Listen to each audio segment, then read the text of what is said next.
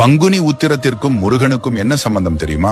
மாதம் மாதம் வரும் உத்திரம் நட்சத்திரத்தை விட பங்குனி மாதத்தில் வரும் உத்திரம் நட்சத்திரம் மிகவும் சிறப்பு வாய்ந்தது. 12வது மாதமான பங்குனியும் 12வது நட்சத்திரமான உத்திரமும் இணையும் புனித நாள் பங்குனி உத்திரம். பங்குனி உத்திரம் முருகப்பெருமானுக்கு மிகவும் சிறப்பான திருநாளாகும். முருகப்பெருமானுக்கும் பங்குனி உத்திரத்திற்கும் ஒரு நெருங்கிய தொடர்பு உள்ளது. முருகனுக்கு 12 கரங்கள். இந்த 12 கரங்கள் கொண்டிருக்கக்கூடிய முருகனை 12வது மாதத்தில் வரக்கூடிய 12வது நட்சத்திரத்தில் வழிபடுவதுதான் மிகவும் சிறப்பான விஷயம். இதற்கு ஒரு வரலாற்று கதையும் கூறப்படுகிறது. சூரபத்மனின் தம்பியான தாரகாசுரன் எலியாய் மாறி கிரவுன் மலையில் புகுந்து கொள்கிறான். அப்பொழுது படை வீடு அமைத்து தங்கி இருக்கக்கூடிய முருகப்பெருமான் தன்னுடைய வேல் கொண்டு அந்த கிரவுன் மலையை வீழ்த்தி எறிகிறார். அந்த நாள் தான் பங்குனி உத்திரம் என்று கூறுகிறார்கள். அது மட்டுமில்லாமல் சூரசம்ஹாரத்திற்கு பிறகு இந்திரன் முருகனிடமில்லாத ஒன்றினை பரிசாக கொடுக்க விரும்பினார். ஆனால் முருகனிடம் அழகு, பொருள் இப்படி எல்லாமும் இருந்தது. வரன் மட்டும்தான் இல்லை. அதனால் இந்திரன் தன் மகள்